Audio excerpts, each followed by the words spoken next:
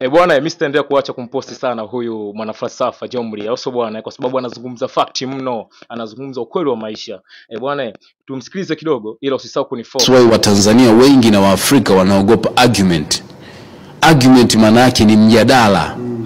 Unaweka hoja mezani, tunaijadili hoja, na sio lazima tukubaliane kukubaliana. Tunapotofautiana kukubaliana maana yake tunaishi. Tunapokubaliana kila kitu maana yake tumekufa. Akili zetu hazifanyi kazi. Na ndio shida inakabili nchi za Kiafrika. Nchi za Kiafrika mkipata watu wanaoweza kuwafikirisha, mnasema wanawakosoa. Na ndio maana hata siasa zetu za Afrika zinakuwa za kitoto.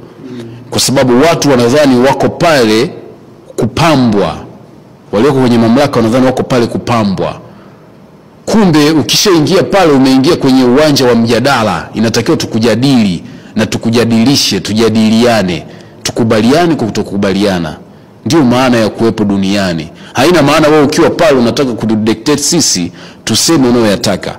Na ndio maana kwenye maneno yangu yote nimesema sizungumzi ili mtu afuate ninachozungumza. Nazungumza ili watu waone njia ya kuanza kufikiri.